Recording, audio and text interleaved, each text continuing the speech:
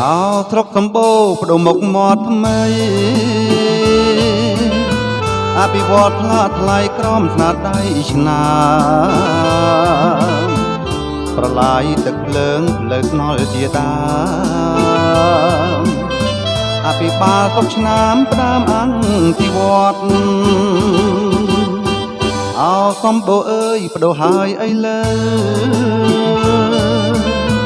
មានប្រឡាយភ្លើត្រួលទៅត្រួលមកគ្រប់ភូមិតាមគុំមានទីជំរកដោយស្នាដៃលោកអភិបាលស្រុកល្បីអភិវឌ្ឍថ្លាថ្លៃស្នាដៃអស់ចាលោកឧត្តវណ្ណរាអភិបាលស្រុកល្បីតាមទីតំបន់ស្ទើរគ្រប់វិស័យក្រមយុទ្ធសាស្ត្រថ្មីសម័យដែលទាំងភូមិនិងឃុំទីជុំសម្បូរសន្តិភាពបរិបូរផ្លាំងបដូរយ៉ាងច្បាស់សម័យដែលចូលរងរឿងខ្លាំងណាស់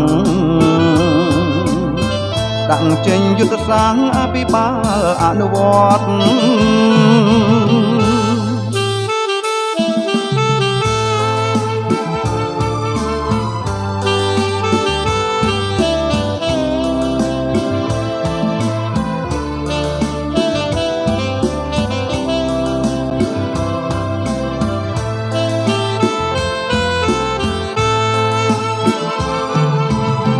អភិវឌ្ឍថ្លាថ្លៃស្នាដៃ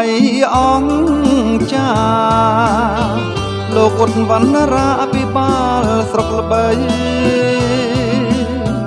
តាមទីតំបន់ស្ទើរគ្រប់វិស័យក្រមយុទ្ធសាស្ត្រថ្មីសម័យដែល